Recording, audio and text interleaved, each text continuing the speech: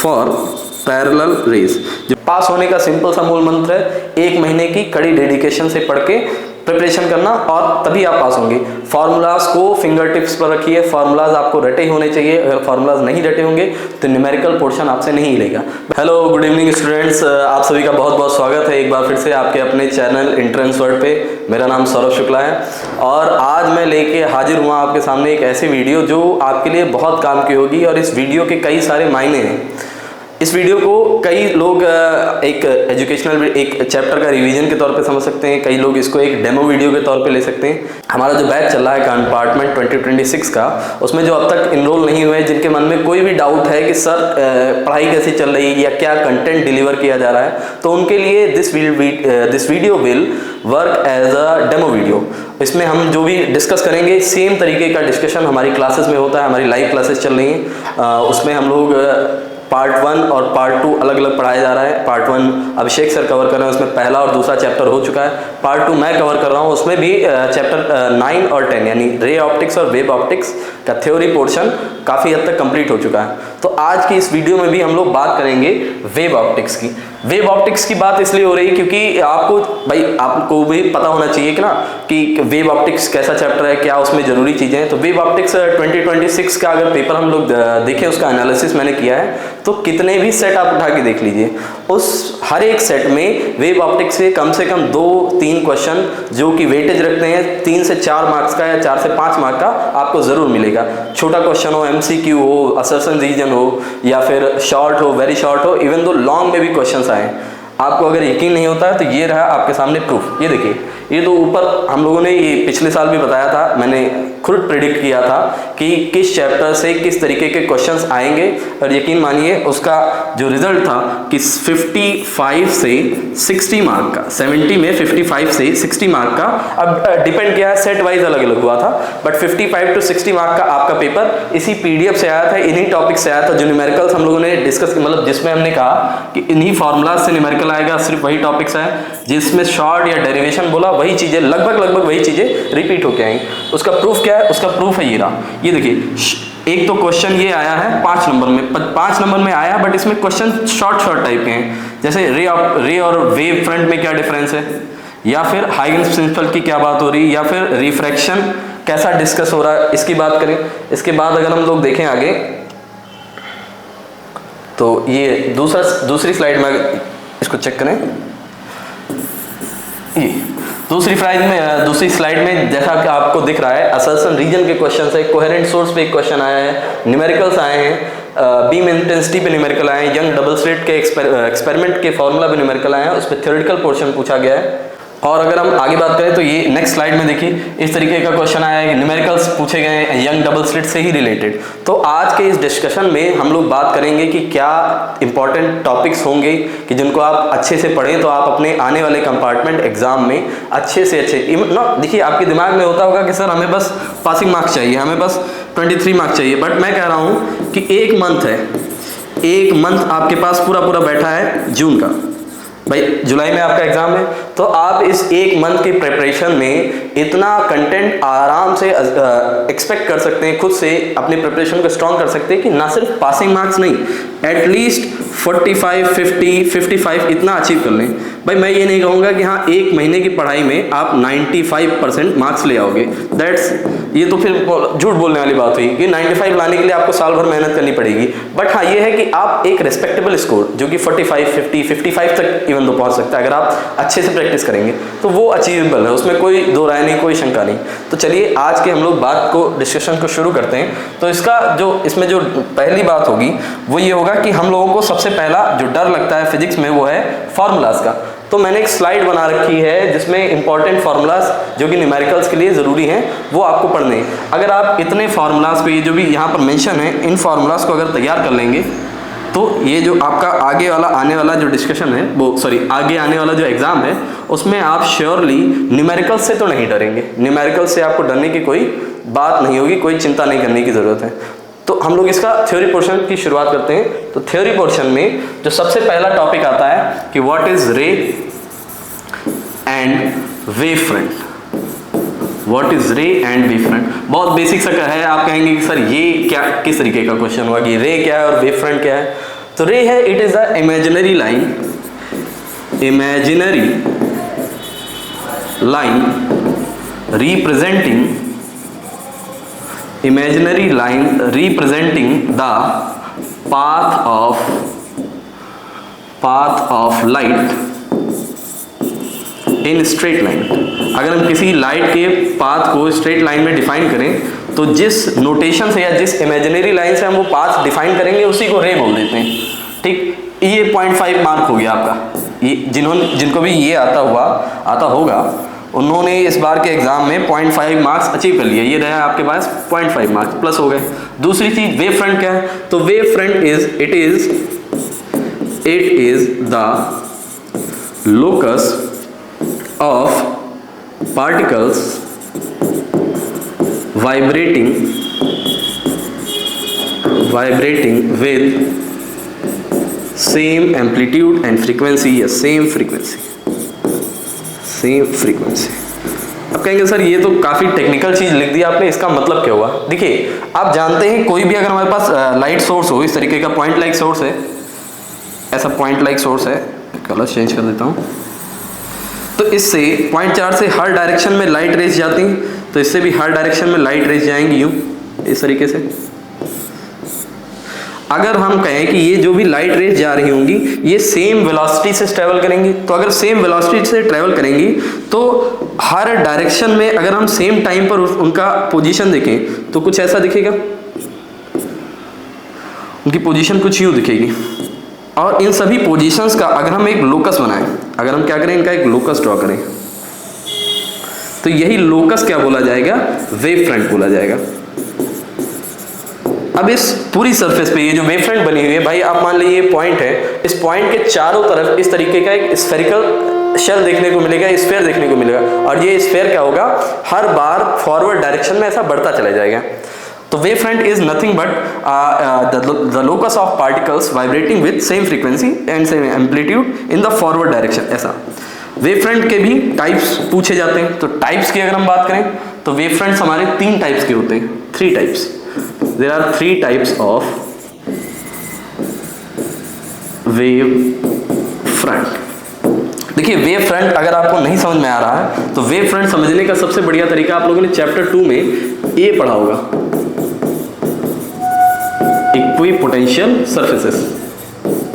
भाई equipotential surface ऐसा कोई नहीं है जिसने 12th की फिजिक्स पढ़ी और इक्विपोटेंशियल सरफेस ना जानता हो। तो इक्विपोटेंशियल सरफेस अगर आपने कायदे से पढ़ा है तो वेव फ्रंट्स इक्विपोटेंशियल सरफेसेस ही हैं इन केस ऑफ लाइट। जैसे चार्ज के केस में हमारे पास इक्विपोटेंशियल सरफेसेस होते हैं, ऐसे लाइट के केस में हमारे पास वेव फ्रंट्स होते हैं।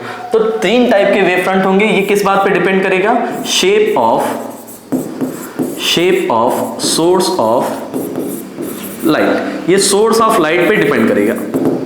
जैसे कि अगर हमारे पास एक पॉइंट लाइक सोर्स हो, फॉर पॉइंट लाइक सोर्स,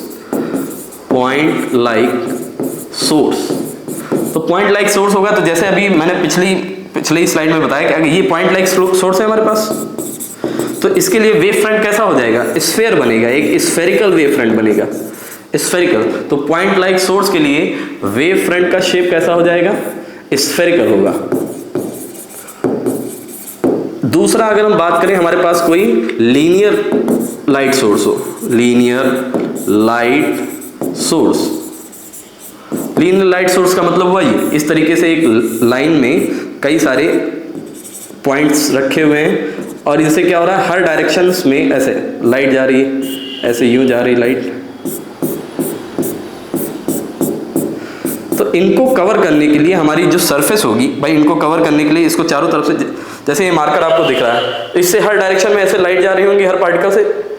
तो इसको कवर करने के लिए हमें कैसी शेप कंसीडर करनी पड़ेगी, सिलेंड्रिकल। इसके लिए जो शेप बनेगी वो बनेगी यू। आई होप आपको कलर दिख रहा होगा, आपको एक सिलेंड्रिकल शेप देखने को मिलेगी। तो फॉर लीनियर सोर्स के लिए हमारे पास वेव फ्रंट बनेगा, वो कैसा हो जाएगा, सिलेंड्रिकल। तो 2 चीज़ों की तो बात हो गई। अब जो तीसरा पॉइंट है, तीसरा पॉइंट क्या है, अगर हमारे पास जो लाइट सोर्स है वो डिस्टेंट बहुत दूर पे रखा, for distant light source. Distant light source का मतलब हुआ जो रेज आ रही होंगी वो बहुत दूर के ऑब्जेक्ट से आ रहे होंगे, और रे ऑप्टिक्स में आपने पढ़ा है कि बहुत दूर के किसी भी ऑब्जेक्ट से आने वाली रेज कैसी होती हैं, पैरेलल आती हैं, इस तरीके से पैरेलल रेज आएंगी। और जब पैरेलल रेज आएंगी तो इनको कवर करने के लिए जो हमारे पास सरफेस या वेव फ्रंट बनेगा वो प्लेनर बनेगा, ऐसा प्लेन टाइप बनेगा। भाई ऐसे इमेजिन करो इधर से बहुत ढेर सारी रेज आ रही हैं, तो उनको आपको कवर करना है तो एक कॉपी लगा दीजिए सामने। तो कॉपी जब आएगी तो इस कॉपी पर जितने भी पॉइंट होंगे वो सारे पॉइंट आपके सोर्स से सेम डिस्टेंस पे होंगे, और सेम वेलोसिटी से पार्टिकल आके या लाइट के पार्टिकल्स आके इस पे कोलाइड करेंगे, तो उनका डिस्टेंस भी सेम होगा। तो यानी ये सरफेस लाइट के केस में आपका वही इक्विपोटेंशियल सरफेस वाला काम करेगी कि इस पे जो भी फिनोमेना होंगे वो सेम होंगे। तो इसके लिए कैसा हो जाएगा, प्लेनर। तो अगर हमारे पास डिस्टेंट लाइट सोर्स है तो उसके लिए जो हमारा वेव फ्रंट बनेगा which will be planar in shape, planar in shape.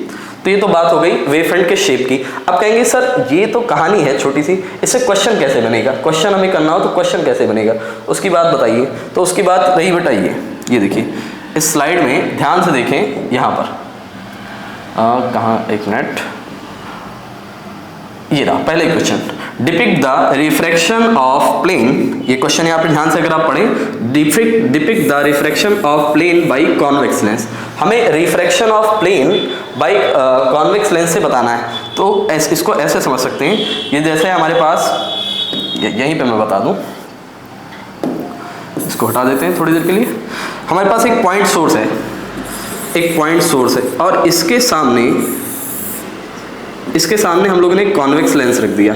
अब आप सभी जानते हैं, रे ऑप्टिक्स में पढ़ा होगा कि यहाँ से जो भी रेज आएंगी वो इस तरीके से आएंगी, इस पॉइंट से डाइवर्ज होती हुई, और डाइवर्ज होने के साथ साथ जैसे ही वो कॉन्वेक्स लेंस से पास होंगी इनकी रेज का शेप क्या हो जाएगा, ऐसा पैरेलल हो जाएंगी, प्रिंसिपल एक्सिस के पैरेलल। तो अगर इधर वाले वेव फ्रंट की बात करें तो इधर वाला वेव फ्रंट आपका कैसा होगा, स्फेरिकल हो जाएगा, इस तरीके से स्फेयर बनाएगा। तो अगर हम लेंस से आने से पहले, लेंस पर इंसिडेंट होने से पहले रेस के वेव फ्रंट की बात करें तो वो कैसा हो जाएगा, स्फेरिकल, क्योंकि उसके लिए सोर्स कैसा है, पॉइंट लाइक। बट अगर हम बाद की बात करें तो बाद के लिए ये देखो सारी पैरेलल रेज हैं, और पैरेलल रेज के लिए मैंने आपको बता रखा है, पैरेलल रेज के लिए जब हमारा वेव फ्रंट बनता है वो कैसा हो जाएगा, प्लेनर शेप का होगा। तो क्वेश्चन बहुत बेसिक नहीं आएगा कि भाई पॉइंट लाइक सोर्स है तो वेव फ्रंट का नाम बताओ और 5 नंबर ले जाओ, नहीं ऐसा नहीं। आपको सिचुएशनल क्वेश्चन देगा कि एक पॉइंट सोर्स के आगे हम अपना क्या बोलते हैं, कॉन्वेक्स लेंस रख दें, कॉन्केव लेंस रख दें, तो पहले या बाद में, बाद के सिचुएशन में जो वेव फ्रंट होगा उसका शेप कैसा होगा, इस तरीके से क्वेश्चन आएंगे। तो इस तरीके के क्वेश्चन के लिए तैयार रहना है, और बस ये 3 बातें ध्यान रखनी कि कुछ भी हो, पॉइंट लाइक सोर्स कहीं पर भी हो तो वेव फ्रंट स्फेरिकल, हमारे पास लीनियर लाइट सोर्स हो तो वेव फ्रंट सिलिंड्रिकल, और अगर हमारे पास ऐसा सोर्स है जो बहुत दूर रखा है, यानी वहां से जो रेज आ रही है वो पैरेलल रेज है, for parallel raise, for parallel raise, जो वेव फ्रंट बनेगा वो कैसा होगा, लीनियर इन शेप, हमेशा कैसा होगा, लीनियर इन शेप। तो इससे मान के चलें कि आप +1 मार्क इस क्वेश्चन से अज्यूम कर सकते हैं। भाई मैं ऐसा कोई कहानी नहीं बता रहा हूं, आपको साफ साफ दिख रहा होगा, ये 5 मार्क का क्वेश्चन यहाँ पे आपको दिख रहा है। इस 5 मार्क के क्वेश्चन में पहला वाला टॉपिक ये 1 मार्क का, ये आपका 1 मार्क का, और ये आपका आएगा बचे हुए 3 मार्क का। तो इसमें कई सारे पार्ट हैं कि हाइगन्स प्रिंसिपल दिखाना है, रिफ्लेक्शन वगैरह दिखाना है, तो वो तो इस तरीके से पार्ट में भी क्वेश्चन आएंगे। लॉन्ग में आएगा तो सिंगल कोई क्वेश्चन नहीं आएगा वेव ऑप्टिक्स से, हमेशा पार्ट्स में क्वेश्चन आएंगे। तो वेव फ्रंट की बात हो गई। अब हमारा जो टॉपिक था हम उसमें आए, तो देखो हम लोगों ने, छोड़िए इसके आगे हम बात करते हैं। इसके बाद जो मेन टॉपिक आता है जहाँ से थ्योरी का या शॉर्ट का क्वेश्चन बनता है, शॉर्ट का 2 या 3 मार्क का क्वेश्चन बनता है, वो है हाइगन्स प्रिंसिपल। हाइगन्स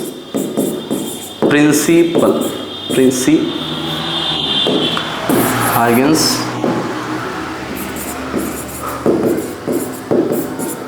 प्रिंसिपल, इसको हाइगन्स प्रिंसिपल बोलिए, हाइगन्स थ्योरी भी बोल सकते हैं। तो इस थ्योरी में 2 पॉइंट्स हैं, और उन दोनों पॉइंट्स को समझने के लिए हमें बस डायग्राम ध्यान से देखना पड़ेगा। जैसे हमने अभी आपको बताया था कि एक पॉइंट सोर्स, ये रहा हमारे पास पॉइंट सोर्स, इस पॉइंट सोर्स से हर डायरेक्शन में लाइट रेज जाएंगी, हर डायरेक्शन में लाइट रेज बना देते हैं, इस वाले कलर से बनाते हैं, ऐसे हर डायरेक्शन में लाइट रेज गई भाई, और ये हर डायरेक्शन में जब लाइट रेज जाएंगी तो इनका एक वेव फ्रंट बनेगा, बिल्कुल बनेगा जी। तो ये इनका एक वेव फ्रंट बना, और ये शेप में कैसा होगा, स्फेरिकल। यहाँ तक की कहानी तो आप सभी को पता है। तो इसको हम लोग बोलेंगे, ये बोला जाएगा प्राइमरी सोर्स, प्राइमरी सोर्स, और ये क्या हो जाएगा हमारा प्राइमरी वेव फ्रंट। अब ध्यान से देखिए, ये जो लाइंस आ रही हैं यहाँ पर, ये जो लाइंस आ रही हैं, ये जैसे ये पार्टिकल हुआ, ये पार्टिकल हुआ, ये पार्टिकल हुआ, इस तरीके से हर जगह ये जो पॉइंट्स यहाँ पे आ रहे हैं ट्रेवल करें, ये भी तो पॉइंट लाइक सोर्स ही हैं, तो ये भी बिहेव करेंगे as a source for secondary disturbance. ये अपना क्या करेंगे, ये अपना खुद का वेव फ्रंट बनाएंगे, और इनके अपने अपने छोटे छोटे वेव फ्रंट होंगे। ऐसे इसका अपना वेव फ्रंट होगा, इसका अपना वेव फ्रंट होगा, इसका अपना वेव फ्रंट होगा। तो हर एक पॉइंट जो कि वेव फ्रंट पे, प्राइमरी वेव फ्रंट पे रखा हुआ है, वो क्या काम करेगा, that will behave as a source for secondary disturbance बोलते हैं। तो इसका पहला पॉइंट हुआ each and every point on primary wave front, primary wave front will act as a source of secondary disturbance and produces secondary wavelets, secondary wavelets. कहेंगे sir ये wavelets क्या है, क्या बोला है भाई वेवलेट? वेवलेट कोई नई चीज नहीं है, वेवलेट यही चीज है, ये जो नए छोटे छोटे वेवफ्रंट बन रहे हैं, इन्हीं को नाम दिया गया वेवलेट्स। इनको हम लोग क्या बोलेंगे, वेवलेट्स। तो ये जो वेवलेट्स बने हैं, ये काम करेंगे, ये आपके प्राइमरी सोर्स का काम करेंगे। हाँ जी, तो ये जो वेवलेट्स बने हुए हैं, ये क्या काम करेंगे, ये अब प्राइमरी सोर्स के बाद जो प्राइमरी वेवफ्रंट है, उस पे जो भी पार्टिकल्स होंगे, उनके लिए वेवफ्रंट का काम करेंगे। तो पहला पॉइंट तो ये हुआ इन फॉरवर्ड डायरेक्शन, इसमें ये पॉइंट भी जरूरी है, इन फॉरवर्ड डायरेक्शन, तो ये आ गया। दूसरे पॉइंट की बात करें तो दूसरा पॉइंट देखो, अगर इन्हीं वेवलेट्स की हम एक लोकस बनाए, टेंजेंशियल लोकस, इस पे टेंजेंट खींचे और इनके टेंजेंट खींचते हुए एक नया सरफेस बनाए कुछ इस तरीके का, तो ये इसकी टेंजेंशियल लोकस हो गई। ये क्या काम कर रही है, ये एक नया सोर्स बना दे रही है, एक नया सरफेस बना दे रही है, और इस नई सरफेस को हम लोग बोलेंगे अपना सेकेंडरी वेव फ्रंट। इसको हम लोग क्या बोलेंगे, सेकेंडरी वेव फ्रंट। तो चीजें समझने में बहुत आसान है। सबसे पहले शुरुआत हुई प्राइमरी सोर्स से। प्राइमरी सोर्स का एक प्राइमरी वेव फ्रंट होगा, प्राइमरी सोर्स का प्राइमरी वेव फ्रंट होगा। उस प्राइमरी वेव फ्रंट पे जितने भी पार्टिकल्स होंगे वो क्या काम करेंगे, will act as a source of secondary disturbance, और वो क्या प्रोड्यूस करेंगे, सेकेंडरी वेवलेट्स बनाएंगे। कैसे बनाएंगे, इन फॉरवर्ड डायरेक्शन। दूसरे पॉइंट की अगर हम बात करें तो दूसरा पॉइंट ये कह रहा है, the tangential locus of these wavelets will produce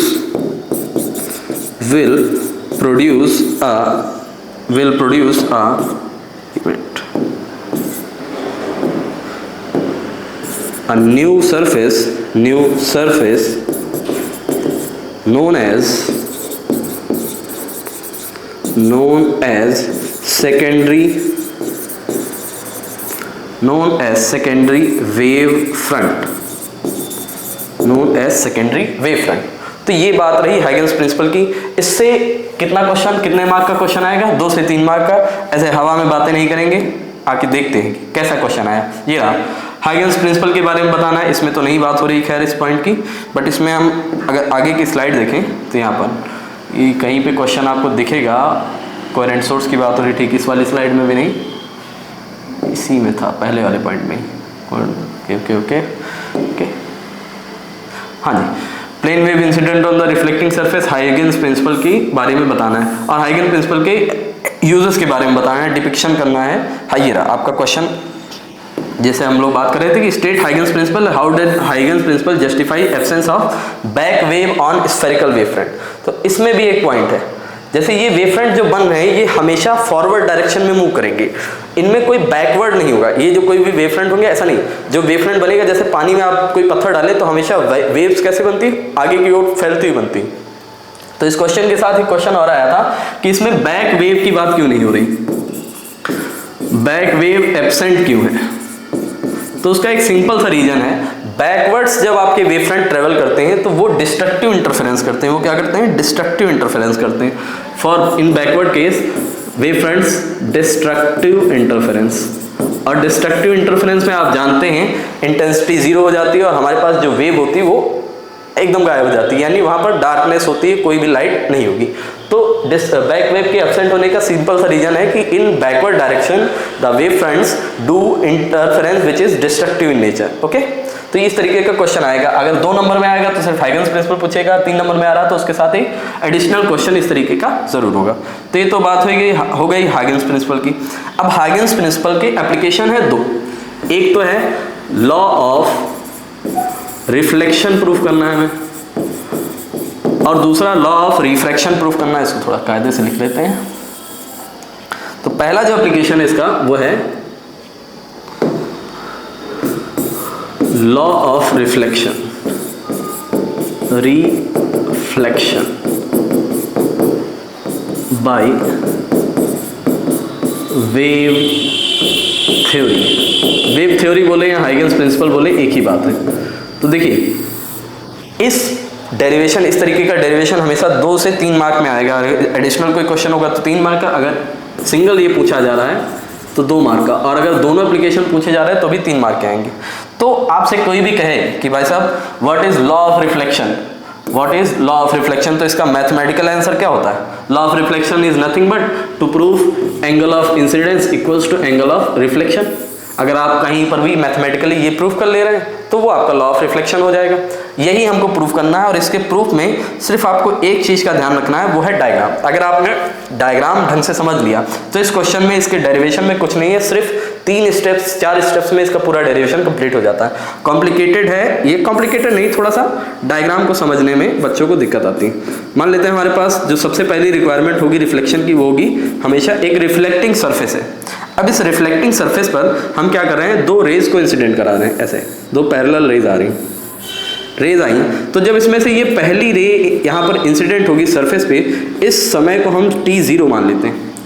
तो t0 पर ये अगर परपेंडिकुलर ड्रॉ करें हम ऐसा, इसको मैं थोड़ा डार्क बना देता हूँ, इसको अगर हम परपेंडिकुलर ड्रॉ करें तो ये जो भी लाइन होगी ये क्या करेगी, वेव फ्रंट का काम करेगी, और इसको हम लोग बोलेंगे इंसिडेंट वेव फ्रंट। ये क्या बोला जाएगा आपका, इंसिडेंट वेव फ्रंट। तो t0 पर आपका वेव फ्रंट कुछ इस तरीके का है। अब इसके बाद के टाइम में क्या होगा, फिनोमेना क्या होगा, ये वाली लाइट रिफ्लेक्ट होगी और ये वाली लाइट ट्रेवल करेगी। अच्छा, रिफ्लेक्शन में मीडियम चेंज नहीं होता है, तो मान लेते हैं मीडियम सेम है और उस मीडियम में जो लाइट की स्पीड है वो v है। अब बाद में ये वाली रे यहाँ से यहाँ तक आई और इसको यहाँ से यहाँ तक पहुँचने में लगा टाइम t = t। टाइम की वैल्यू कितनी हो गई, पहले 0 थी, बाद में कितनी हो गई, t हो गई। अब जब ये लाइट t टाइम में यहाँ पर पहुंची, उतने टाइम में जो पहली रे हमारी थी ये क्या करेगी भाई, ये रिफ्लेक्शन होगी, इसका रिफ्लेक्शन होगा और ये रिफ्लेक्ट होकर कहीं यहाँ पर आ जाएगी। तो अगर t टाइम पर, एग्जैक्ट t टाइम पर हम लोग वेव फ्रंट की बात करें तो वेव फ्रंट कुछ यूँ दिखेगा, ये t0 पे वेव फ्रंट है और ये टाइम t पर वेव फ्रंट है, और उसके आगे ये वाली रे भी डिफ्लेक्ट हो जाएगी, बट उसका हमें काम नहीं। तो इस वाले पॉइंट को हम लोग बोलेंगे रिफ्लेक्टेड वेव फ्रंट। ये हो गया हमारा रिफ्लेक्टेड वेव फ्रंट। अब इसके आगे की कहानी जो है वही मेन है। इसमें आप ध्यान से देखिए तो हमें कुछ चीज़ें दिख रही हैं। यहाँ पे पहले मैं परपेंडिकुलर ड्रॉ कर दूँ, इसको भी परपेंडिकुलर ड्रॉ कर दूँ। ये हमारी इंसिडेंट रे हो गई। तो नॉर्मल के साथ इंसिडेंट रे जितना एंगल बनाती है, नॉर्मल के साथ ये रे कितना एंगल बनाएगी, आई। अच्छा, एक और केस है, रे और वेव फ्रंट, ये दोनों हमेशा आपस में कैसे रहेंगे, परपेंडिकुलर। रे वेव फ्रंट हमेशा आपस में परपेंडिकुलर रहेंगे। तो ये रे आ रही है और ये वेव फ्रंट है, इसका मतलब ये वाला एंगल 90 हो जाएगा, ये वाला एंगल 90 होगा। उसमें से हमने आई हटा लिया तो बचा हुआ एंगल कितना हो जाएगा, 90 - i के इक्वल, यानी ये अंदर वाला एंगल कितना हो गया, 90 - i के इक्वल। अब इसमें भी ये वाला जो नॉर्मल है ये पूरी सरफेस के साथ कितना 90 डिग्री बना रहा है, और इसमें से हमने 90 माइनस आई पहले से गायब कर रखा है, तो हमारे पास जो बचा एंगल हो जाएगा यानी ये वाला यहाँ से यहाँ तक का ये एंगल, इस एंगल की वैल्यू कितनी हो जाएगी आई के इक्वल। सिमिलर रीजनिंग देते हुए ये एंगल आर, ये एंगल 90 माइनस आर और ये बचा हुआ एंगल भी कितना हो जाएगा आर। हम इनका नेमिंग करें तो ए बी सी और डी, ये वाला पोर्शन आपको दिक्कत करेगा तो इसको हम थोड़ा सा यहाँ से गायब कर देते हैं तो हाँ कोई दिक्कत नहीं। ये यहाँ पे एक मिनट, हाँ ठीक है। तो ये हो जाएगा ए बी सी और डी आ गया हमारे पास, ये रहा 90 माइनस आर। ठीक है, कहानी आपको समझ में आ रही होगी, ए बी सी डी हो गए। अब इसमें देखिए ये एंगल बी और एंगल सी ये 90 डिग्री और ये साइड ए डी। तो अगर इसको मैं थोड़ा सिंपल वे में बनाऊं तो हमारे पास सिंपल से दो ट्राइंगल है यू, एक ट्राइंगल है ये और दूसरा ट्राइंगल है ये।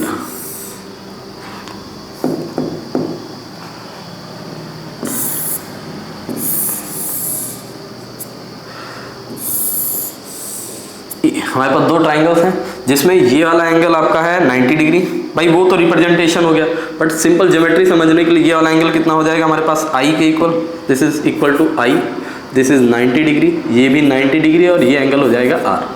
ये A B C and D, तो दोनों ट्राइंगल्स की बात करें, triangle A B C, so A B D and triangle A C D. इसमें ध्यान से सब देखने वाली चीज ये है कि ए डी वाली लाइन दोनों में कॉमन है, तो A D equals to A D common side.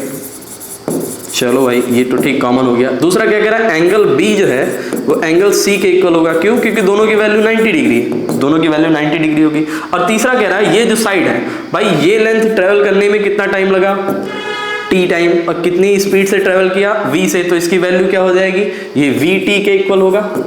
और उतने ही टाइम में ये वाली डिस्टेंस भी तो ट्रेवल हुई है विद द सेम स्पीड, तो ये वाली डिस्टेंस की वैल्यू भी कितनी हो जाएगी वी टी के इक्वल। तो हमारा जो ए सी है वो बी डी के इक्वल होगा, A C will be equal to B D, और दोनों की वैल्यू कितनी होगी वी टी के इक्वल। तो यहाँ से दिख रहा होगा दो साइड और एक एंगल इक्वल हो गया, इसका मतलब दोनों ट्राइंगल्स कैसे हैं, similar. Triangle A B D is similar to triangle A C D. और सिमिलर एंगल्स की, सिमिलर ट्राइंगल्स की ये प्रॉपर्टी होती है कि बची हुई साइड और बचे हुए एंगल सेम हो जाते हैं। तो यहाँ से हम ये कह सकते हैं एंगल आई की वैल्यू एंगल आर के equal. This is your law of reflection. तो इसमें कोई खेल नहीं है, कुछ नहीं है। अगर आपने डायग्राम एक बार ढंग से समझ लिया तो ये 2 नंबर का क्वेश्चन आपसे कहीं नहीं जा रहा, आपसे आराम से सॉल्व हो जाएगा। इसी का भाई है एक law of refraction, law of refraction. जैसे लॉ ऑफ रिफ्लेक्शन का मैथमेटिकल रिप्रेजेंटेशन है I इक्वल्स टू आर, ऐसे ही लॉ ऑफ रिफ्रैक्शन का मैथमेटिकल रिप्रेजेंटेशन है sine I divide by sine R equals to some constant value. और उसी constant value को हम लोगों ने बाद में डिनोट किया था रिफ्रैक्टिव इंडेक्स से। तो इसमें भी जो मेन काम है वो है डायग्राम का। तो पहली कंडीशन क्या होगी, रिफ्रैक्शन के लिए 2 सरफेस होने, मतलब 2 मीडियम होने चाहिए। तो हमारे पास ये मीडियम 1 है, इधर मीडियम 2। मीडियम 1 में जो लाइट है उसकी स्पीड है v1 और मीडियम 2 में जो लाइट की स्पीड है वो v2। और हम यहाँ पे एक बेसिक कंसिडरेशन कर लेते हैं कि v1 की स्पीड जो है वो v2 से थोड़ी ज़्यादा है। तो उसमें भाई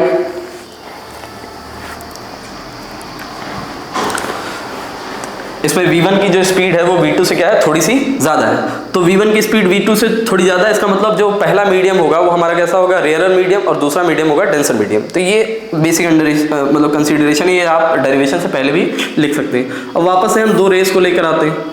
2 पैरेलल रेज हमारे पास ऐसे आ रही हैं, चुपचाप आ रही हैं। इस वाली रे को हम कायदे से थोड़ा और इस तरीके से बना ले, नहीं ये नहीं, हमारे पास जो रेज आ रही हैं वो कुछ यूँ रहेंगी। तो जब t यहाँ पहली सरफेस जब पहली रे जब सरफेस पे टच करेगी उस टाइम को हमने t0 माना। उस t0 टाइम पर जो हमारा वेव फ्रंट बनेगा वो कुछ ऐसा बनेगा। भाई t0 टाइम पे वेव फ्रंट क्या है, इस तरीके से इसको बोल दिया जाएगा इंसिडेंट वेव फ्रंट। भाई पुरानी कहानी, इंसिडेंट वेव फ्रंट, ये रहा हमारा नॉर्मल। अब आगे के टाइम में जब ये वाली रे यहाँ से यहाँ तक ट्रेवल करेगी उस टाइम को बोला गया है t इक्वल्स टू t, और ये रहा यहाँ का नॉर्मल। तो जब ये दूसरी रे t टाइम में यहाँ से ट्रेवल करेगी उतने में पहली रे क्या करेगी, वो रिफ्रैक्ट हो जाएगी। अब क्योंकि रेयर से डेंसर में जा रहे हैं तो नॉर्मल की डायरेक्शन में बेंड होगी, और ये भी t टाइम के बाद वाला इसका रिफ्रैक्शन कैसा होगा, नॉर्मल के डायरेक्शन में बेंड होगा। तो जैसे कि t0 पे वेव फ्रंट यहाँ पे था, ऐसे ही t टाइम पे वेव फ्रंट की वैल्यू कुछ, या वेव फ्रंट का जो शेप होगा वो कुछ इस तरीके का होगा। ये मैं अलग अलग कलर से इसलिए बता रहा हूँ ताकि आपको इनका सिग्निफिकेंस समझ में आए, ठीक। तो ये this is your refracted wave front, refracted wave front. अब इसमें वापस से वही कहानी करते हैं, पहले नेमिंग कर लेंगे A B C and D, ठीक। इसमें ये एंगल 90 डिग्री, ये एंगल 90 डिग्री, ये इंसिडेंट एंगल I, बचा हुआ 90 माइनस I, और अंदर बचा हुआ ये वाला एंगल हो जाएगा I। This angle is R, this is 90 minus R, सो ये बचा हुआ एंगल अंदर का कितना हो जाएगा R। वापस से हमें दो ट्राइंगल मिल गए। अब दो ट्राइंगल मिले हैं, इसमें कहानी वैसी नहीं रहेगी जैसे पहले डेरिवेशन में हुई थी। हम पहले ट्राइंगल की बात करें, from triangle ABC, from triangle ABC, तो यहाँ से हमें क्या मिल सकता है, यहाँ से हमें साइन I की वैल्यू मिल सकती। साइन का फॉर्मूला क्या होता है, साइन थीटा का होता है परपेंडिकुलर अपॉन हाइपोटेनस। तो ऊपर वाले ट्राइंगल के लिए ये परपेंडिकुलर हो जाएगा और ये हाइपोटेनस होगी, तो ये वैल्यू क्या बनेगी, BC अपॉन किसके इक्वल आएगी, AC के।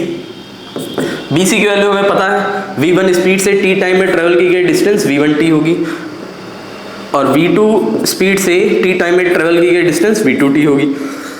तो हम इसको लिख सकते हैं V1t डिवाइड बाई AC, क्योंकि हमें AC नहीं पता है क्या है। This is equation 1। और दूसरा ट्राइंगल, फ्रॉम ट्राइंगल हम बात करें ACD की, तो यहाँ से साइन R की वैल्यू देखिए, साइन R क्या हो जाएगा, परपेंडिकुलर यानी AD upon hypotenuse AC।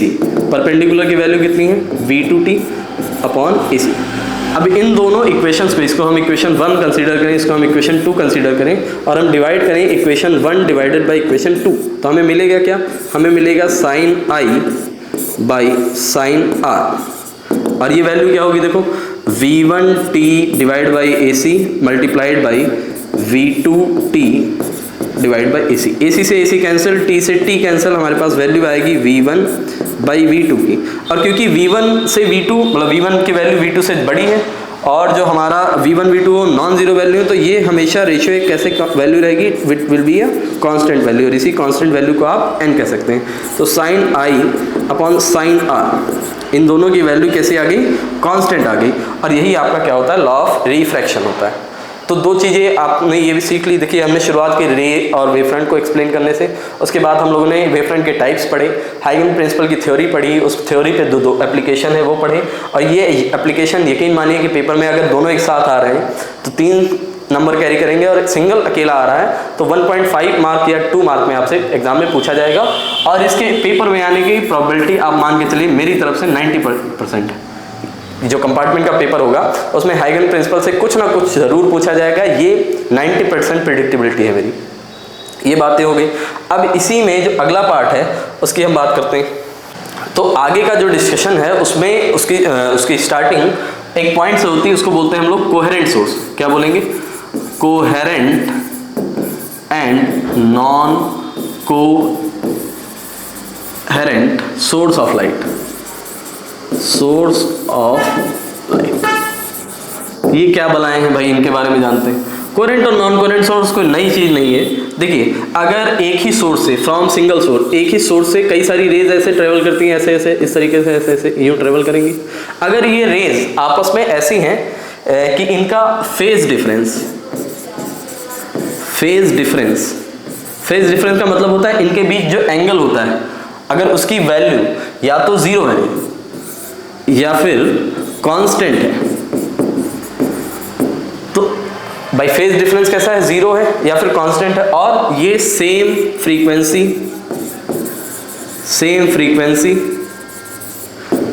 Wavelength और एम्पलीट्यूड ये सब कैरी कर रही हैं, तब तो ये कैसी बोली जाएंगी, तब तो ये कहलाएंगी कोहेरेंट सोर्स।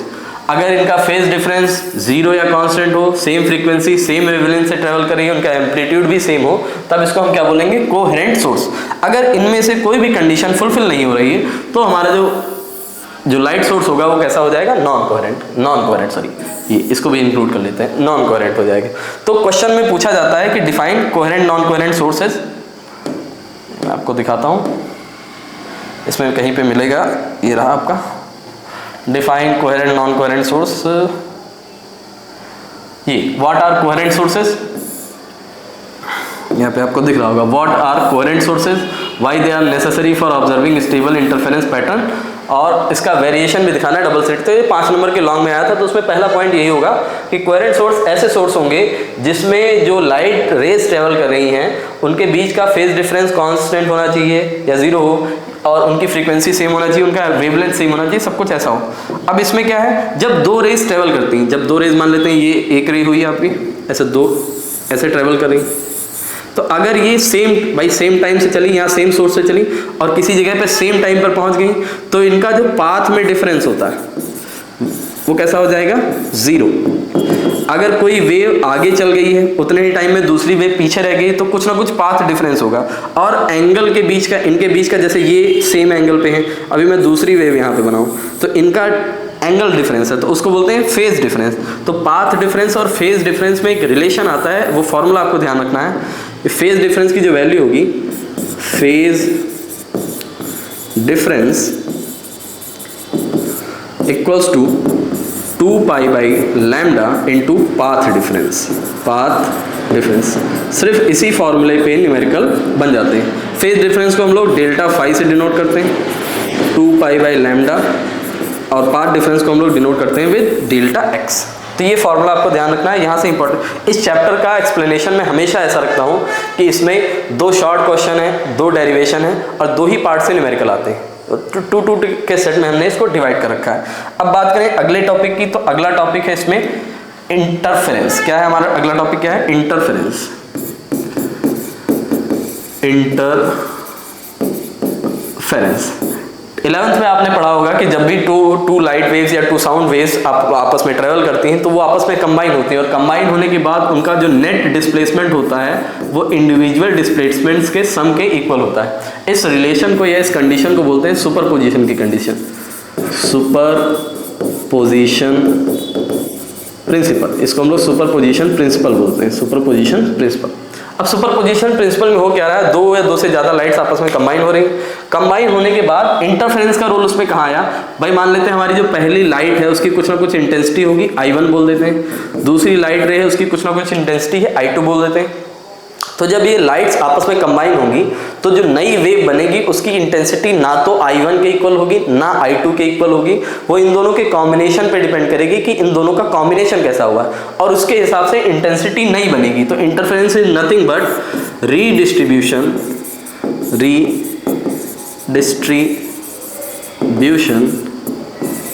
ऑफ इंटेंसिटीज के रीडिस्ट्रीब्यूशन को ही हम लोग क्या बोलते हैं, इंटरफेरेंस बोलते हैं। अच्छा, इंटरफेरेंस में है तो बहुत कहानी, बट इंटरफेरेंस में हमें इतना नहीं जानना है। इंटरफेरेंस, सस्टेन्ड इंटरफेरेंस की कंडीशन आती है, तो सस्टेन्ड इंटरफेरेंस की कंडीशन सिंपल सी है। हमें अगर यहाँ पर लिखना हो what are the conditions for sustained interference, ये भी एक 2 नंबर का क्वेश्चन पूछा जाता है। सस्टेन्ड इंटरफेरेंस, सस्टेन्ड इंटरफेरेंस में क्या है, light source must be coherent, light source का कोहेरेंट होना जरूरी, लाइट सोर्स का कोहेरेंट होना जरूरी है। दूसरा है जो लाइट सोर्स हो वो मोनोक्रोमेटिक होना चाहिए, light source must be monochromatic. Monochromatic का मतलब हुआ उसकी वेवलेंथ सिंगल होनी चाहिए। तीसरा ये कह रहा है जो डिस्टेंस होगी, distance of source and screen must be small. जहाँ पे सोर्स रखें और जहाँ पर हम इंटरफेरेंस को ऑब्जर्व करेंगे वो जो डिस्टेंस है उसको बहुत छोटा होना पड़ेगा, मस्ट बी स्मॉल। तो ये तो इंटरफेरेंस की कहानी रही। अब इंटरफेरेंस से क्वेश्चन कैसे आते हैं, इंटरफेरेंस से क्वेश्चन आते हैं हमारी जो इंटेंसिटी हुई, भाई हमने कहा 2 लाइट हैं, एक की इंटेंसिटी है I1, दूसरी की इंटेंसिटी I2, तो इनके कॉम्बिनेशन से जो वेव बनेगी उसकी इंटेंसिटी को हम लोग बोलेंगे I नेट, और उसका फॉर्मूला क्या होता है, वो फॉर्मूला होता है I1 plus I2 plus 2 under root I1 I2 cos phi. और इसमें ये जो फाई है यही डिसाइडिंग फैक्टर, ये जो फाई है, फाई क्या है, फेज डिफरेंस, यही डिसाइडिंग फैक्टर है कि इंटेंसिटीज का डिस्ट्रीब्यूशन किस तरीके से होगा। इसी को अगर हम एम्पलीट्यूड के फॉर्म में लिखें A नेट, तो आई और ए में रिलेशन होता है I equals to A square, तो ये बन जाएगा a1 का स्क्वायर प्लस a2 का square plus 2a1 a2 cos phi और इस पूरे का अंडर रूट। तो ये दोनों ही फॉर्मूला आपको ध्यान रखने हैं। अब इसमें इंटरफेरेंस हमने कहा ना किस चीज पे डिपेंड करता है, तो इंटरफेरेंस के दो टाइप्स होते हैं। एक पहला टाइप होगा constructive interference, constructive interference. Constructive interference को आप सिंपल सी भाषा में समझ सकते हैं कि जहां पर हमें ब्राइट फ्रिंजेस मिले, हमें क्या मिले, हमेशा ब्राइटनेस मिले, ब्राइट फ्रिंजेस। तो ब्राइट फ्रिंजेस के लिए इंटेंसिटी कैसी होनी चाहिए, मैक्सिमम, और मैक्सिमम तभी होगी जब ये cos फाई की वैल्यू कैसी हो, मैक्सिमम। भाई बाकी सारी चीजें तो कांस्टेंट है, वेरिएबल क्या है हमारे पास फाई, तो cos फाई की वैल्यू मैक्सिमम कितनी हो सकती है 1, और फाई 1 किन किन कंडीशन पे होता है, फाई 1 होता है 0 पे, उसके बाद आपका 2 पाई पे, 4 पाई, 6 पाई, इस तरीके की वैल्यूज पे मैक्सिमम होगा। और इसके लिए पाथ डिफरेंस जो डेल्टा एक्स होगा वो कितना होगा, वो हो जाएगा 0, लैम्डा, 2 लैम्डा, 3 लैम्डा, इस तरीके से। तब जो हमें इंटरफेरेंस मिलेगा वो कैसा होगा, कंस्ट्रक्टिव इंटरफेरेंस होगा, उसमें हमें ब्राइट फ्रिंजेस मिलेगी और उसकी इंटेंसिटी का जो फॉर्मूला हो जाएगा उसको हम लोग आई मैक्स बोलेंगे। तो जैसे ही ये 1 हो रहा है, ये formula I1 plus I2 plus 2 root I1 I2, ये a square plus b square plus 2ab वाला फॉर्मूला बन गया, और हमें जो फाइनल फॉर्मूला बनेगा वो हो जाएगा I1 प्लस I2 का whole up square. This is your I max. इसी तरीके से अगर हम बात करें दूसरे वाले टाइप की, जिसकी अभी हमने पिछले क्वेश्चन में भी डिस्कशन किया था, डिस्ट्रक्टिव इंटरफेरेंस। डिस्ट्रक्टिव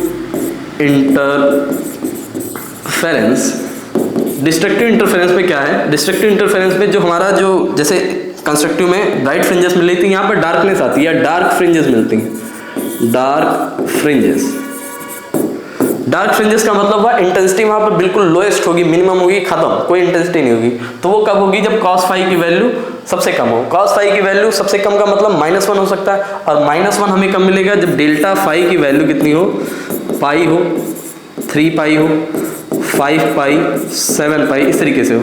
और डेल्टा एक्स की वैल्यू क्या हो, lambda by 2, 3 lambda by 2, 5 lambda by 2 and 7 lambda by, इस तरीके से। तो वहां पर जो इंटेंसिटी, जैसे पहले केस में मैक्सिमम इंटेंसिटी थी, दूसरे केस में हमारे पास इंटेंसिटी कैसी हो जाएगी, आई मिनिमम। और आई मिनिमम में जो फॉर्मूला बनेगा वो होगा √I1 माइनस √I2 का होल स्क्वायर। तो इसमें क्वेश्चन आता है, क्वेश्चन में आपको दिया जाएगा, आपको रेशियो बताना होगा आई मैक्स और आई मिनिमम का। तो उसका फॉर्मूला ये बनेगा √I1 प्लस √I2 का whole square divide by √I1 minus √I2 का होल स्क्वायर। इस फॉर्मूले पे कई बार एमसीक्यू में क्वेश्चन पूछा जा चुका है, तो इस फॉर्मूले को आपको ध्यान रखना है। ये जो फॉर्मूला लिखा हुआ है यहाँ बोर्ड पे, इस फॉर्मूले को आपको ध्यान रखना है। तो ये कहानी हो गई इंटरफेरेंस की। अब इंटरफेरेंस की कहानी होने के बाद जो हमारा लास्ट टॉपिक बचता है वो इंटरफेरेंस का एप्लीकेशन हुआ। और जो इस चैप्टर की जान समझ सकते हैं, इस चैप्टर का मेन सेंटर ऑफ अट्रैक्शन समझ सकते हैं, वो है हमारा YDSE। YDSE में क्या है, YDSE means Young's double slit experiment. तो यंग्स डबल स्लिट एक्सपेरिमेंट की कंडीशंस शुरुआती वही है कि हमारे पास मोनोक्रोमैटिक सोर्स, जो भी सस्टेन्ड इंटरफेरेंस की कंडीशन है वो सारी कंडीशंस हम यंग डबल स्लिट में अप्लाई करेंगे। तो वो सारी कंडीशन लगाने के बाद जो हमारा सेटअप बना वो कुछ इस तरीके का बना। इसमें एक सोर्स होगा, पॉइंट लाइक सोर्स, यहां से रेज निकलेंगी और ये रेज आकर यहाँ पर पड़ेंगी। इन ये दो ओपनिंग है, बहुत छोटी छोटी दो ओपनिंग है, S1 और S2 नाम दिया। जब रेज यहाँ पर पड़ेंगे और ये हमारे पास क्या हो जाएगी, स्क्रीन, जहाँ पर हम सब कुछ ऑब्जर्व करेंगे। तो स्क्रीन की बात करें, जब S1 S2 पे आपकी लाइट रेज आएंगी यहाँ पर इस पॉइंट पर, अब यहाँ से ये इसकी एक्सिस हो जाएगी। तो एक्सिस से ये डिस्टेंस देखिए, ये डिस्टेंस और ये डिस्टेंस सेम है। क्योंकि डिस्टेंस सेम है इसका मतलब दोनों के बीच का पाथ डिफरेंस 0, पाथ डिफरेंस 0 तो फेज डिफरेंस भी 0। और अभी पिछले ही स्लाइड में हम लोगों ने देखा है कि जब भी हमारा फेज डिफरेंस, ये रहा लास्ट स्लाइड में देखिए, जब भी हमारा फेज डिफरेंस 0 होगा हमारे पास कैसी फ्रिंज आएगी, राइट फ्रिंज। तो एक क्वेश्चन आता है कि why the central fringe in YDSE is always bright fringe.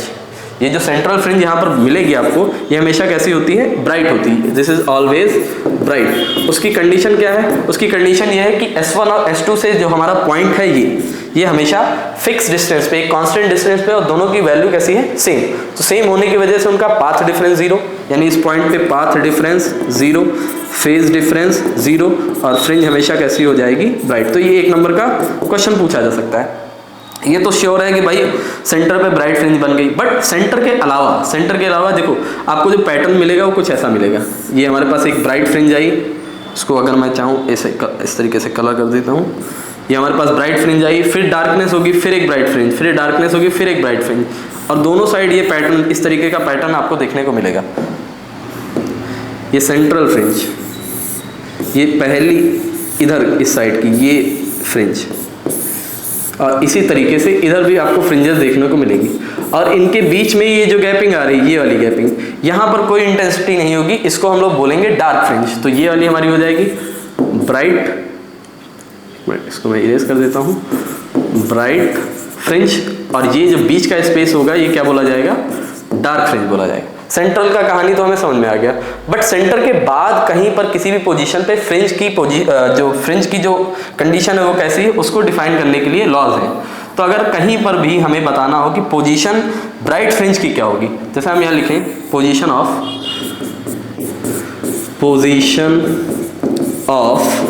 Bright fringe, position of bright fringe. तो ब्राइट फ्रिंज के लिए मान लेते हैं हमारी जो पोजीशन nth ब्राइट फ्रिंज है, तो उसके लिए हमेशा कंडीशन ये रहेगी n lambda d by small d। अब इसमें कैपिटल D क्या है, कैपिटल D है स्लिट और स्क्रीन के बीच की डिस्टेंस, स्मॉल d क्या है, ये इन दोनों ओपनिंग्स के बीच की डिस्टेंस, और लैम्डा क्या होगा, वेवलेंथ। और यहाँ पे जो n की वैल्यू शुरू होगी हमेशा 1, 2 एंड सो ऑन।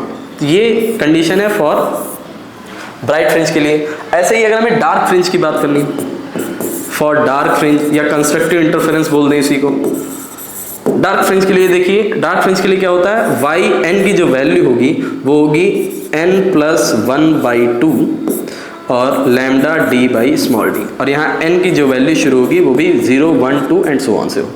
तो ये आपकी कंडीशन हो गई फॉर डार्क फ्रिंज। अब ये जो फ्रिंजेस आ रही हैं, इन फ्रिंजेस को अगर हम ध्यान से ऑब्जर्व करें तो कुछ यूँ बनेगा, ये एक ब्राइट फ्रिंज हुई, ये दूसरी ब्राइट फ्रिंज हुई, ये यहाँ पर तीसरी ब्राइट फ्रिंज हो गई। तो दो ब्राइट फ्रिंजेस के बीच की डिस्टेंस ये रही, या दो डार्क फ्रिंजेस के बीच की डिस्टेंस ये रही। इसको बोलते हैं हम लोग फ्रिंज विड्थ। क्या बोलते हैं, फ्रिंज विड्थ। और फ्रिंज विड्थ इंटरफेरेंस के केस में दोनों की ही सेम होती है। भाई जितनी विड्थ की ये होगी ब्राइट फ्रिंज होगी बीटा, उतनी ही ब्रेथ की ये डार्क फ्रिंज भी होगी, फिर बीटा विथ की ब्राइट फ्रिंज और फिर बीटा विथ की आपको डार्क फ्रिंज देखने को मिलेगी। तो इस फ्रिंज विथ का फॉर्मूला क्या हो जाएगा, beta equals to lambda capital D upon small d। तो इससे भी क्वेश्चन आपका पूछा जाता है। अब इंटरफेरेंस से या तो आपको थ्योरेटिकली इस तरीके का क्वेश्चन देखने को मिलेगा, जैसा कि अभी पेपर में दिखाया था मैंने, पीछे की स्लाइड में जाएं तो ये रहा आपका यहाँ पर क्वेश्चन कि आपको यहाँ पे बताना था draw the variation of intensity of light of young double slit. या तो इस तरीके का क्वेश्चन, इंटेंसिटी ऑफ वेरिएशन की, अगर हम वेरिएशन की इंटेंसिटी की बात करें तो क्योंकि दोनों की ही ब्राइटनेस सेम है तो इनका जो ग्राफ बनेगा, इंटेंसिटी का जो वेरिएशन बनेगा वो कुछ यूँ बनेगा ऐसा। इसमें ये जो मैक्सिमम है ये ब्राइट फ्रिंजेस की, ये आई मैक्स, और ये क्या बताएंगी, दिस इज आई मिनिमम। तो this is the variation of intensity for YDSC। और इसी के साथ साथ एक और क्वेश्चन आता है कि कोहेरेंट सोर्स के लिए हमारी जो नेट इंटेंसिटी उसका फॉर्मूला क्या होता है। फॉर कोहेरेंट सोर्स जो नेट इंटेंसिटी है उसका फॉर्मूला है IR equals to I0 4I0 cos square θ/2। अब इस क्वेश्चन में गलती के बच्चे क्या करते हैं, मैं जैसे आप लोगों ने भी कॉपीज रीचेकिंग के लिए डाउनलोड की हैं, किसी न किसी एजुकेटर से चेक कराई होंगी, ऐसे हमने भी क्या है पिछले एक हफ्ते में ढेर सारी कॉपियाँ देखी हैं। भाई 200+ कॉपीज मैंने देखी हैं, 200+ कॉपीज अभिषेक सर ने ऑब्जर्व की, और हमारे सारे एजुकेटर्स मोस्टली इसी काम में लगे हुए हैं। क्वेश्चंस का जो रेज है, क्वेश्चंस का जो डिस्प्यूट है, आप जानते हैं सीबीएसई का कितना हंगामा चल रहा है। बहुत सारे बच्चों की कॉपीज़ में बहुत ढेर सारी गड़बड़ी, बट ऐसा नहीं, बहुत सारे बच्चों की कॉपीज़ एकदम परफेक्टली इवेलुएट हुई। ऐसी ढेर सारी कॉपीज़ आई हैं जिसमें मैंने 2 से 3 बार कॉपीज़ को ऑब्जर्व किया है और यकीन मानिए उसमें 0.5 मार्क बढ़ने की भी गुंजाइश नहीं थी। तो हर जगह ऐसा नहीं हुआ कि धांधली हुई हो या दिक्कतें रही हो या कुछ भी अनाप शनाप इवेल्युएशन हुआ। कुछ जगह हो सकता है, कुछ ऐसा भी हो सकता है कि भाई जो एडुकेटर आपकी कॉपी चेक कर रहा हो सकता है वो उस सब्जेक्ट का ना हो, या हो सकता है उसकी नॉलेज उतनी प्रॉपर ना हो, एनीथिंग कैन हैपन। तो वो सारी चीज़ें थी। तो इसमें बच्चे गलती क्या करते थे, इस फॉर्मूले का कोई क्वेश्चन आया, जैसे अभी मैं क्वेश्चन कराऊंगा, तो उस क्वेश्चन में या तो वो ये लिख रहे हैं या तो फिर ये लिखना शुरू कर रहे हैं I0² cos θ/2। तो ये नहीं, जब तक आप सही फॉर्मूला नहीं रखेंगे, जब तक आप सही फार्मूला नहीं लिख के देंगे, सही रिजल्ट आने की कोई भी गुंजाइश हमारे पास नहीं है। सही फार्मूला ही आपको सही रिजल्ट तक लेकर जाएगा। अच्छा, इस फॉर्मूले पे यंग डबल स्लिट के एक्सपेरिमेंट पे दो न्यूमेरिकल्स हमारे पास हैं, हम उन दोनों की बात करते हैं और इस फिर टॉपिक को इसको एंड करेंगे। तो हमारे पास जो पहला न्यूमेरिकल है इसको हम यहीं पे सॉल्व कर लेते हैं। एक मिनट,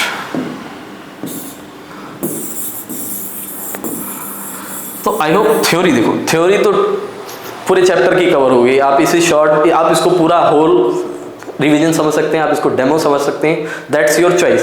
बट जिन किसी भी बच्चों को आपके कंपार्टमेंट की प्रिपरेशन में दिक्कतें आ रही हैं या आपको लगता हो कि सर हमें गाइडेंस चाहिए या हमें ऐसा कंटेंट चाहिए जिसकी हेल्प से हम अच्छे नंबर्स ला सकें, तो आप पंकज सर की कई सारी वीडियोस में बताया है कि आपको कैसे हमारा बैच ज्वाइन करना है। और हो सकता है 1-2 दिन में नया बैच लॉन्च हो, क्योंकि हमारा जो पुराना बैच था उसमें क्या है कि उसमें स्लॉट्स फुल हो गए, उसमें 100+ स्टूडेंट्स हो गए। अब बात यह है कि हर दिन नए बच्चे 10, 12, 15 जुड़ रहे हैं, तो उनको वापस रिकैप, क्योंकि हमारी लाइव क्लासेस होती हैं, कोई रिकॉर्डेड एज सच नहीं है हमारे पास इस समय।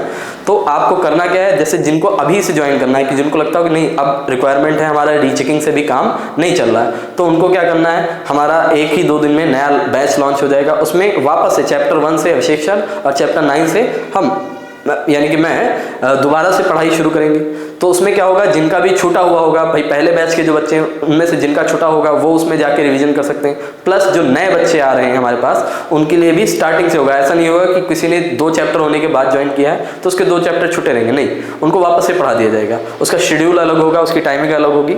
और दूसरी बात, एक चीज़ थोड़ी दिमाग में और होनी चाहिए कि ये जो भी 499 का प्राइस यहाँ पर पे कर रहे हैं, 499 का जो भी प्राइस होगा बेटा, वो प्राइस या वो प्राइसिंग कंटेंट के बेस पे ही रखी गई, कि कंटेंट आपको इतना क्वालिटी का दिया जा रहा है उसकी प्राइसिंग है। आप कभी भी ये मत सोचिएगा कि आप 499 में इतना प्रॉपर कंटेंट भी ले सकते हैं, गाइडेंस भी ले सकते हैं, मॉनिटरिंग भी जो 24 आवर, भाई बहुत सारे बच्चे हैं जो डाउट्स पूछते हैं रात के 11 बजे 12 बजे तक, तो 24 आवर ऑलमोस्ट मान सकते हैं मॉनिटरिंग भी चल रही है और आपको क्लास भी हो। क्लासेस वो हमारी तरफ से आपको तोहफा है। तोहफे का मतलब भाई हमें भी लगता है कुछ बच्चों को ज़रूरत है, कुछ बच्चों को कॉन्सेप्ट समझने में दिक्कतें आ रही हैं, तो उनके लिए क्लासेस हैं। कभी भी इस चीज़ को दिमाग में मत लाइएगा कि नहीं 500 में क्लासेस की वो प्राइसिंग नहीं है, वो प्राइसिंग सिर्फ और सिर्फ कंटेंट के लिए। क्लासेस तो हमारी तरफ से आपको गिफ्ट समझ लीजिए। आइए वापस आते हैं क्वेश्चन पे। जैसे ये क्वेश्चन आपको दिख रहा है यहाँ पर, पहले इस वाले क्वेश्चन की बात कर लेते हैं कि आपको इंटेंसिटी बतानी है। क्वेश्चन में लिखा है find the intensity of light on the screen. मैं थोड़ा बड़ा कर देता हूँ ताकि आपको दिखे। Find the intensity of light on the screen when 2 interfering waves of same intensity है, पाथ डिफरेंस इतना। सेम इंटेंसिटी का, जहाँ सेम इंटेंसिटी शब्द आ जाए, समझ जाइए कोहेरेंट सोर्स की बात हो रही। और कोहेरेंट सोर्स के लिए जो नेट इंटेंसिटी का फॉर्मूला है वो क्या है, 4I0 cos² θ/2। अब I0 की वैल्यू तो I0 दे रखी, बट इसमें समस्या क्या है, इसमें कह रहा है कि 2 कंडीशन है। एक के लिए, पहली कंडीशन के लिए डेल्टा x कितना है, पहली कंडीशन के लिए डेल्टा x है λ/4, और दूसरी कंडीशन के लिए डेल्टा x हमारा है λ/3। तो इन दोनों ही केस में आपको I net की वैल्यू बतानी है। बट I net होने के लिए हमारे पास होना क्या चाहिए, हमारे पास होना चाहिए थीटा। और थीटा कहाँ से मिलेगा, वो मिलेगा इस रिलेशन से। थीटा बोले या फाई बोले एक ही बात है, थीटा लिख लेते हैं, 2π/λ डेल्टा x। तो पहले केस की बात करें तो φ1 कितना हो जाएगा, ये हो जाएगा 2π/λ। डेल्टा x की वैल्यू हमारे पास है λ/4। लैम्डा से लैम्डा कैंसिल, 2 से 2 कैंसिल, और हमारे पास डेल्टा फाई की जो वैल्यू आई वो आई है π/2। और cos π/2 की वैल्यू आप जानते हैं कितनी होती है, cos π/2 की वैल्यू होती है 0। तो पहले वाले केस में जो I net बनेगा उसकी वैल्यू हो जाएगी 4I0 cos² 90 डिग्री या cos square pi by 2 and this will B 0। दूसरे केस की बात करें तो इसमें डेल्टा फाई 2 ये कितना होगा 2 पाई बाई लैम्डा, और लैम्डा ये डेल्टा एक्स कितना है लैम्डा 3 के, लैम्डा बाई 3 के, लैम्डा से लैम्डा कैंसिल, हमारे पास value I 2 pi by 3। 2 pi by 3 का मतलब हुआ cos 135। cos 135 की वैल्यू होती है भाई, cos 135 की वैल्यू होगी माइनस का 60 के इक्वल, यानी cos 2 पाई बाई 3 की वैल्यू होती है हमारे पास माइनस का 1/2, माइनस का 1/2। तो जो आई नेट बनेगा वो हो जाएगा 4I0 cos 2 पाई बाई 3 का whole square, this will be 4I0 into 1/2 का स्क्वायर 1/4, 4 से 4 कैंसिल और हमारा आंसर आएगा I0। तो इतने जरा से क्वेश्चन के लिए आप मान लीजिए 2 मार्क। एक सिंपल से फॉर्मूले पर आप आसानी से 2 मार्क्स ला सकते हैं। फॉर्मूला क्या है, एक तो ये रहा और दूसरा ये रहा। अगर आपको ये 2 फार्मूले आते होंगे तो इस क्वेश्चन से 2 मार्क आप इजीली कमा सकते हैं। तो एक तो ये हो गया। दूसरा हम इसी में ये जो यहाँ पे दूसरा क्वेश्चन दे रखा है इसकी जरा सी बात कर लेते हैं।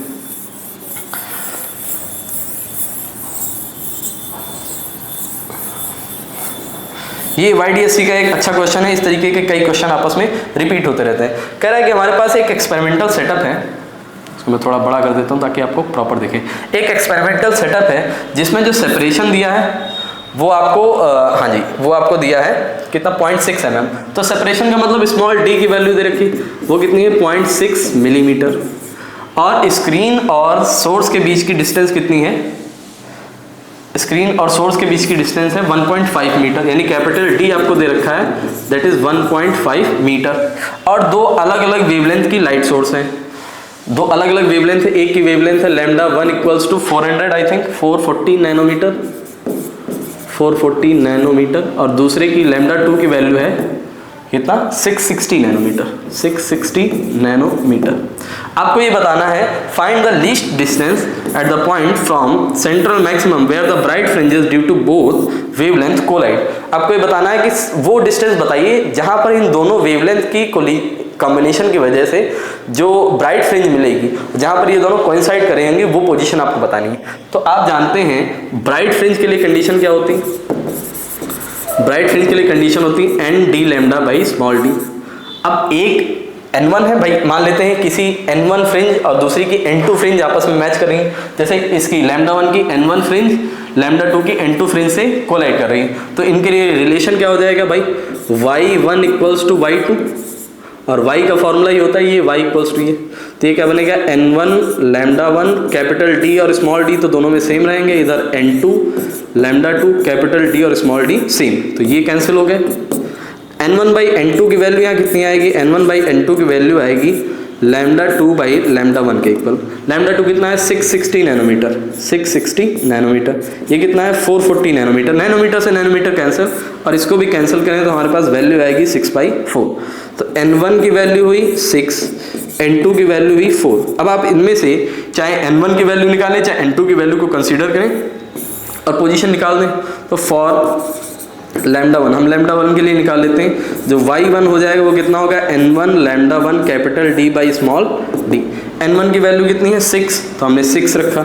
लैम्डा 1 कितना अज्यूम किया हम लोगों ने 440 नैनोमीटर, तो 440 into 10 to the power minus 9, then we have capital D 1.5 and then we have 0.6 millimetre, 0.6 into 10 to the power minus 3। तो ये देखिए डेसिमल से तो डेसिमल प्लेस उड़ गया, 6 से 6 कैंसिल हो गया, -3 ऊपर आएगा प्लस हो जाएगा, और -9 प्लस 3 आपका बनेगा प्लस माइनस का 6। बचा क्या हमारे पास 440 और 15, 440 इंटू 15, तो 15 4 जा 60 और 15 4 जा 60, 660 और एक 0 और, तो हमारे पास जो डिस्टेंस आएगी वो y1 होगी, देखो 6 1 2 3 6.6 into 10 to the power minus 3 या फिर 6.6 मिलीमीटर।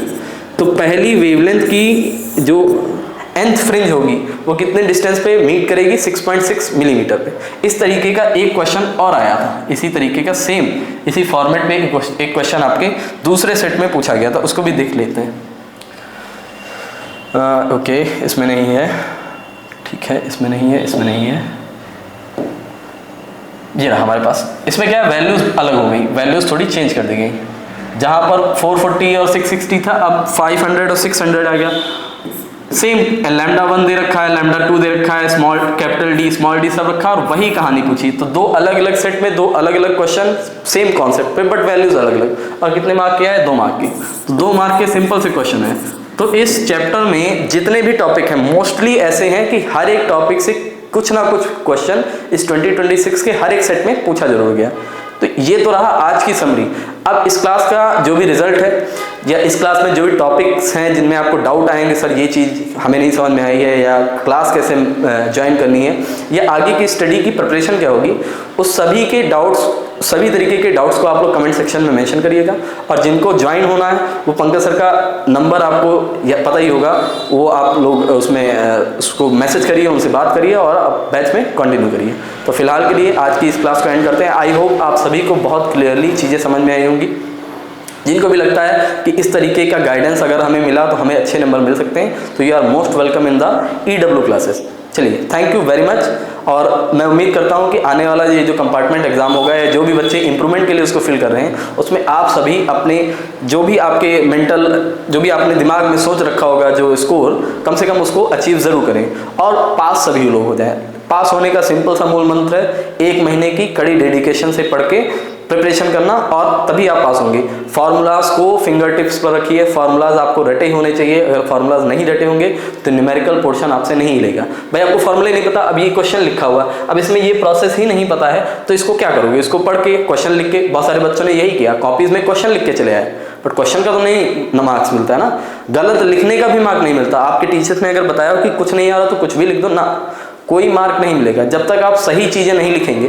आप इसी क्वेश्चन को 2 पेज में लिख के आओ, कोई मतलब नहीं, इसी क्वेश्चन को 5 लाइनों में खत्म कर दो, पूरे मार्क्स मिलेंगे। तो सही कंटेंट प्रिसाइज लिखा हो, उसमें फुल मार्क्स मिलते हैं। गलत कंटेंट आप थ्योरी, हिंदी इंग्लिश नहीं है, हिंदी इंग्लिश में क्या होता है कि लेंथ देख लेते हैं कभी कभार, बट इसमें नहीं, आप जो भी टू द पॉइंट है, टू द पॉइंट चीज़ें अगर लिख के आएंगे तो फुल मार्क्स मिलेंगे। और अगर आपने कहीं पे भी वेग आंसर दिया, या टीचर को भरमाने की कोशिश की, टीचर को गुमराह करने की कोशिश की कि आंसर ढूंढ के बताओ, तो बेटा मान के चलिए सही आंसर होते हुए भी कभी कभार 0.5 का नुकसान हो जाता है, क्योंकि आप इधर उधर का डिस्कशन लिखते हैं उसमें। तो आई होप ये सारी गलतियों को आप लोग ध्यान में रखेंगे, ऐसी गलतियाँ नहीं होंगी आपके एग्जाम में, इसका ध्यान रखेंगे। और हम लोग मिलते हैं आपकी बैच वाली क्लासेज में, और नेक्स्ट क्लासेज भी आपको मिलती रहेंगी। चलिए, थैंक यू।